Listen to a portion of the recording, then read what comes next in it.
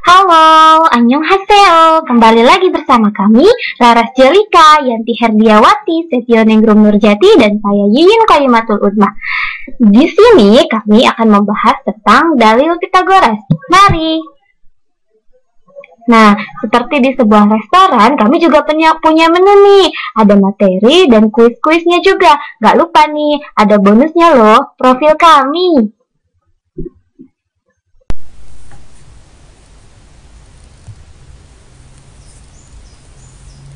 Alhamdulillah, sebelum kita beranjak ke materi, hendaknya kita memanjatkan puji syukur kehadirat Allah Subhanahu wa Ta'ala yang telah memberikan karunia-Nya kepada kami semua, sehingga kami dapat menyelesaikan PowerPoint interaktif ini dengan hasil dari sebaik-baiknya kemampuan kami. Nah, diharapkan dengan adanya PowerPoint interaktif ini dengan judul Pitagoras yang dipelajari di kelas 2 SMP dan sederajat bisa memudahkan adik-adik dalam mempelajari dan memahami maksud dari konsep materi Pitagoras ini, sehingga adik-adik tidak bingung lagi jika menemukan soal tentang Pitagoras. Nah, PowerPoint interaktif ini juga diharapkan bisa memperluas pemahaman adik-adik semua dalam aplikasinya di kehidupan sehari-hari, seperti menghitung tinggi pohon, pintu yang bersudut 90 derajat, dan masih banyak lagi aplikasi Pitagoras yang kita temukan di dalam kehidupan sehari-hari. Langsung saja ya adik-adik, kita mulai masuk ke materi. Nah, dalam materi Pitagoras ini kita mempunyai 4 submenu nih. Yang pertama ada dalil Pitagoras, yang kedua menemukan dalil, yang ketiga menggunakan dalil Pitagoras, dan yang keempat menyelesaikan soal cerita yang berhubungan dengan dalil Pitagoras. Langsung saja ya, kita akan mempelajari yang pertama, yaitu dalil Pitagoras. Yang pertama kita akan membahas mengenai dalil Pitagoras. Dalam dalil Pitagoras ini kita akan mempelajari tentang kuadrat dan akar kuadrat bilangan serta luas daerah persegi. Yang pertama yaitu kuadrat dan akar kuadrat bilangan. Kalian masih ingat bagaimana menentukan kuadrat dari suatu bilangan? Ya, untuk menentukan kuadrat dari suatu bilangan adalah dengan cara mengalihkan angka tersebut dengan angka itu sendiri. Perhatikan contoh ini. Tentukan kuadrat dari bilangan berikut. Yang A 8,3. Penyelesaiannya 8,3 dikali 8,3. Hasilnya 68,89. Yang B 12 dikali 12. Tahu kan hasilnya? Ya, 144. Dan yang C 21 dikali 21. Hasilnya 441. Selanjutnya yaitu kebalikan dari kuadrat suatu bilangan. Misalkan bilangan P kuadrat sama dengan 16, maka P dapat diubah menjadi akar 16. Nah, tadi kan kita udah mempelajari tentang kuadrat. Sekarang coba tebak angka berapa yang jika dikalikan dengan angka tersebut hasilnya 16. Ya, benar. Angka itu yaitu 4. 4 dikali 4 hasilnya kan sama dengan 16. Nah, jadi P sama dengan 4. Nah, dari hasil ini dapat disimpulkan bahwa akar kuadrat suatu bilangan adalah bilangan tak negatif yang apabila dikuadratkan akan menghasilkan bilangan yang sama dengan bilangan semula. Nah, selanjutnya yaitu mengenai luas daerah persegi. Di sini ada sebuah persegi A, B, C, D yang mempunyai sisi S satuan luas. S satuan luas dan yang ini S satuan luas. Untuk mencari luas persegi yaitu dengan cara L sama dengan S dikali S, atau menjadi L sama dengan S satuan luas. Kemudian perhatikan gambar ini. Di sini ada sebuah persegi panjang ABCD. Diagonal BD membagi persegi panjang itu menjadi dua buah segitiga siku-siku DAB dan BCD.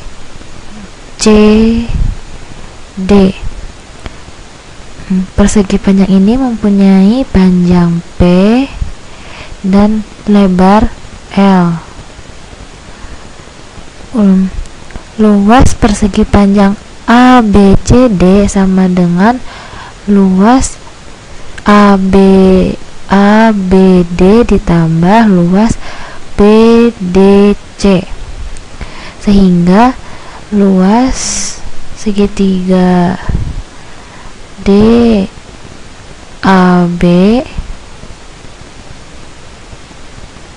itu sama dengan luas segitiga DCB,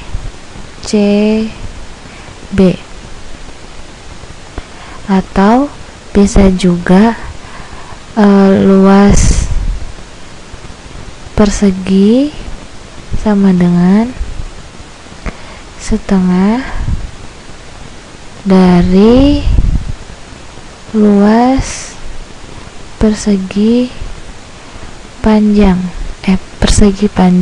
A B C D. Karena persegi panjang ini memiliki panjang P dan tingginya L, sehingga bisa juga ditulis luas segitiga sama dengan setengah dikali alas panjangnya dan tingginya L,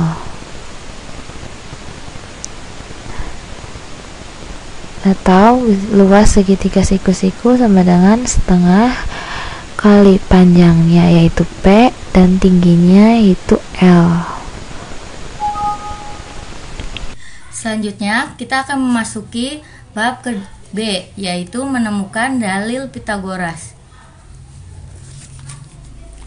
Untuk menemukan teorema Pitagoras, lakukan kegiatan berikut. Yang pertama, kita ambil dua persegi, yaitu persegi ABCD yang diposisikan dan yang satu berdiri dan yang keduanya miring. Kedua persegi itu ditumpuk. Persegi yang pertama persegi yang diarsir. Persegi yang kedua adalah persegi yang tidak diarsir. Kita potong persegi yang diarsir menjadi segitiga siku-siku dengan ukuran B plus C cm.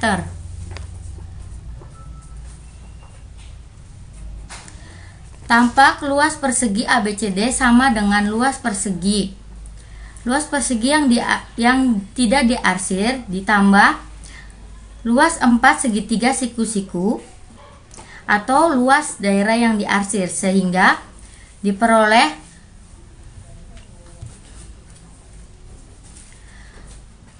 luas daerah yang diarsir sama dengan luas 4 segitiga siku-siku, sama dengan 4 dikali setengah dikali B dikali C sama dengan 2BC, dan luas daerah yang tidak diarsir sama dengan luas persegi PQRS sama dengan A kuadrat dikali A sama dengan A kuadrat. Setelah kita membuat persegi ABCD, lalu buatlah persegi EFGH berukuran B plus C cm seperti tampak pada gambar berikut. Pada dua buah sudutnya kita bikin dua segitiga. Sudut yang pertama 2 dan sudut yang keduanya juga 2. Jadi semuanya 4 segitiga. Dari gambar tampak bahwa luas persegi EFGH sama dengan luas persegi yang tidak diarsir.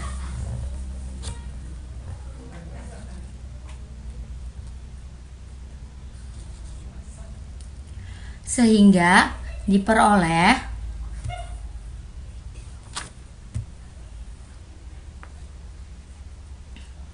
luas persegi panjang 2 kali B kali C sama dengan 2BC. Luas daerah yang tidak diarsir sama dengan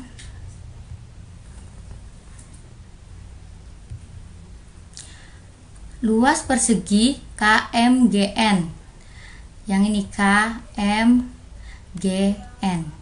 ditambah luas persegi OFML. OFML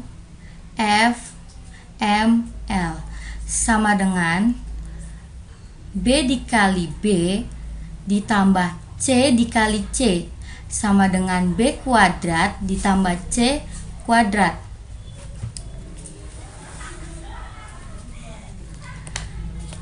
Dari gambar di atas, dua gambar yang di atas, tampak bahwa urutan persegi ABCD sama dengan ukuran persegi EFGH, sehingga diperoleh luas persegi ABCD sama dengan luas persegi EFGH, yaitu 2BC ditambah A kuadrat sama dengan 2BC ditambah B kuadrat ditambah C kuadrat A kuadrat sama dengan B ditambah C.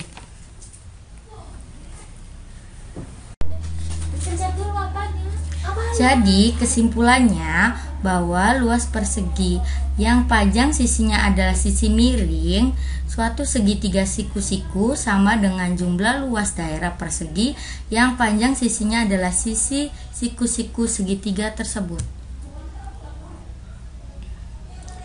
Selanjutnya, dapat dirumuskan untuk setiap segitiga siku-siku berlaku kuadrat panjang sisi miring sama dengan jumlah kuadrat panjang sisi siku-sikunya. Jadi sisi miring yang A ini sama dengan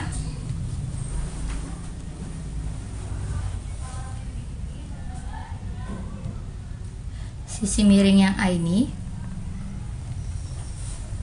sama dengan jumlah kuadrat sisi siku-sikunya yang B dengan yang C.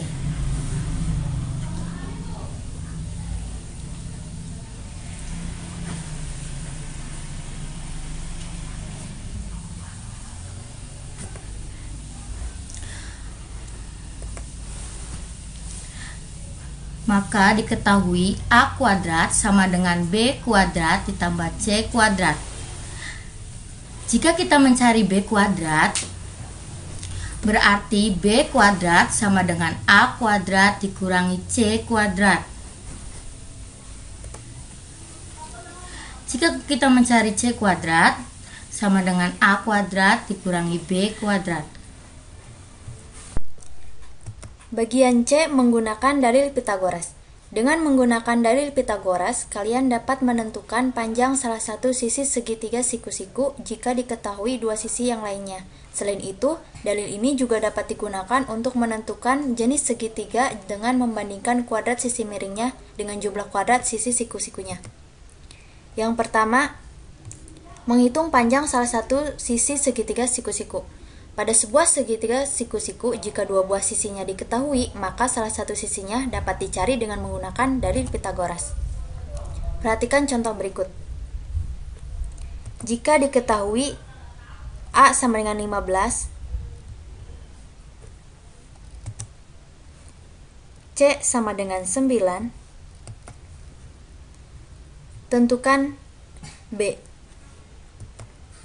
Jawab, B kuadrat sama dengan A kuadrat dikurangi C kuadrat. A adalah 15, jadi A 15 kuadrat dikurangi C adalah 9, jadi C 9 kuadrat, sama dengan 225 dikurangi 81, sama dengan 144. 144 masih dalam bentuk B kuadrat, jadi B sama dengan akar dari 144, sama dengan 12 cm. Jadi panjang sisi segitiga siku-siku yang lainnya adalah 12 cm. Yang kedua, menentukan jenis segitiga jika diketahui panjang sisi-sisinya segitiga siku-siku. Dalil Pythagoras dapat digunakan untuk menentukan jenis segitiga jika diketahui panjang sisi-sisinya. Bagaimana menentukan jenis segitiga jika diketahui panjang sisi-sisinya dengan menggunakan dalil Pythagoras? Coba kalian perhatikan segitiga siku-siku ini. Yang pertama, jika kuadrat sisi terpanjang sama dengan kuadrat sisi-sisi lainnya, maka segitiga tersebut adalah segitiga siku-siku, atau C kuadrat sama dengan A kuadrat ditambah B kuadrat. Yang kedua, jika kuadrat sisi terpanjang lebih besar dari jumlah kuadrat sisi-sisi lainnya, maka segitiga tersebut adalah segitiga tumpul, atau C kuadrat lebih dari A kuadrat ditambah B kuadrat. Yang ketiga, jika kuadrat sisi terpanjang lebih kecil dari jumlah kuadrat sisi-sisi lainnya, maka segitiga tersebut adalah segitiga lancip, atau C kuadrat kurang dari A kuadrat ditambah B kuadrat. Bagian D menyelesaikan soal cerita yang berhubungan dengan dalil Pythagoras. Perhatikan contoh di bawah ini. Sebuah tangga bersandar pada tembok yang tingginya 8 meter dan kaki tangga terletak 6 meter dari dinding. Ditanyakan panjang tangga. Dimisalkan dengan X. Jawab, X sama dengan akar 8 kuadrat ditambah 6 kuadrat sama dengan akar 64 ditambah 36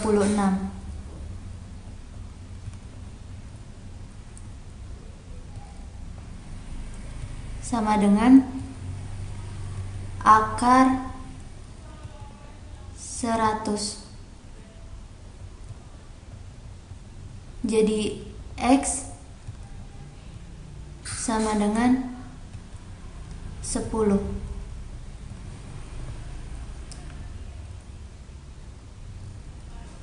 Jadi panjang dari tangga adalah 10 meter.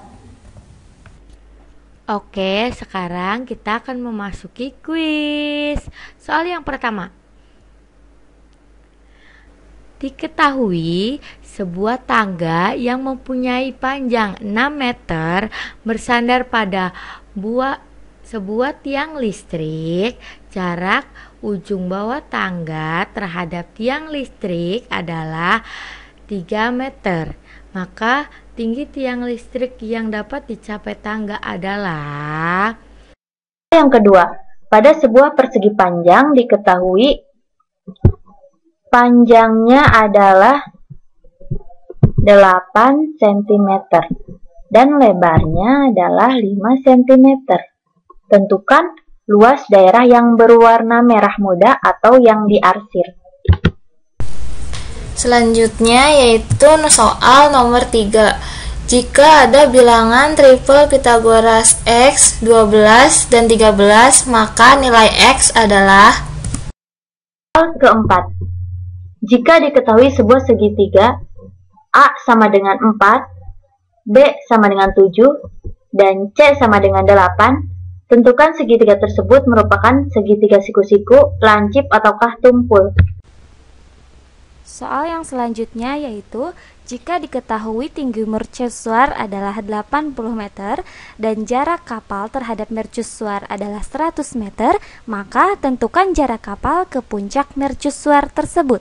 Jika kita ketahui sebuah tangga, ini tangganya, yang panjangnya 6 meter dan jarak antara ujung tangga dan tiang listrik yaitu 3 meter, maka rumus awalnya A kuadrat sama dengan B kuadrat ditambah C kuadrat. Maka yang A ini kita umpamakan sebagai panjang tangga atau hipotenusanya. Yang B kita umpamakan sebagai tinggi tiang listriknya. Dan yang C kita umpamakan sebagai jarak antara tangga dan tiang listrik. Maka akan didapat 6 kuadrat sama dengan X kuadrat ditambah 3 kuadrat. Yang kita cari adalah X ini. Maka kalau kita mencari X, hasilnya akan X kuadrat sama dengan 6 kuadrat dikurangi 3 kuadrat. Hasilnya 6 kuadrat adalah 36 dan 3 kuadrat adalah 9. Jadi X kuadrat sama dengan 36 dikurangi 9. Maka hasil X kuadrat adalah berapa, hayo? Hasilnya adalah, ya benar, 27. Jadi akar X-nya berapa? Maka akar X-nya adalah akar 27 sama dengan 3 akar 3. Luas segitiga sama dengan setengah alas dikali tinggi, sama dengan setengah dikali 8 dikali 5, sama dengan setengah dikali 40, sama dengan 20 cm kuadrat. Jadi luas daerah yang diarsir adalah 20 cm kuadrat. Selanjutnya untuk menyelesaikan nomor 3 menggunakan rumus A kuadrat sama dengan B kuadrat tambah C kuadrat. B kuadrat sama dengan A kuadrat dikurangi C kuadrat. Setelah itu tinggal disubstitusikan 13 kuadrat dikurangi 12 kuadrat. Hasilnya 169 dikurangi 144 sama dengan 25. B sama dengan akar dari 25 yaitu 5. Jadi nilai X adalah 5. Jawab, diketahui A sama dengan 4, B sama dengan 7, dan C sama dengan 8. A kuadrat sama dengan 4 kuadrat sama dengan 16. B kuadrat sama dengan 7 kuadrat sama dengan 49. C kuadrat sama dengan 8 kuadrat sama dengan 64. A kuadrat ditambah B kuadrat sama dengan 16 ditambah 49 sama dengan 65. Karena C kuadrat kurang dari A kuadrat tambah B kuadrat, 64 kurang dari 65. Jadi segitiga tersebut merupakan segitiga lancip. Untuk penyelesaian soal nomor 5, kita lihat seperti ini. Jika tinggi mercusuar itu adalah 60 meter, dan jarak dari mercusuar ke perahu adalah 100 meter, dan ditanyakan jarak pandang dari perahu ke puncak mercusuar adalah B kuadrat. Maka penyelesaiannya seperti ini. A kuadrat sama dengan B kuadrat ditambah C kuadrat. Kita tinggal masukkan B-nya adalah 60 kuadrat ditambah 100 kuadrat, maka hasilnya adalah 3600 ditambah 10.000 sama dengan 13.600, dan B-nya kita dapatkan yaitu akar 13.600, maka hasilnya adalah 20 akar 34. Jadi jarak pandang dari perahu ke puncak mercusuar adalah 20 akar 34. Alhamdulillah ya adik-adik, setelah kita mempelajari banyak hal dari materi Pitagoras, semoga wawasan kita bisa bertambah dan memberikan banyak manfaat untuk kedepannya. Ingat, ilmu itu tidak akan pernah membuat kita sulit. Dari ilmu, kita akan terus belajar dan terus belajar banyak hal, serta bermanfaat bagi diri sendiri maupun bagi orang lain, asal kita bisa menempatkan ilmu yang kita miliki itu di jalan yang benar. Nah, sampai jumpa lagi adik-adik di materi selanjutnya. Terima kasih adik-adik telah menyimak PowerPoint interaktif kami.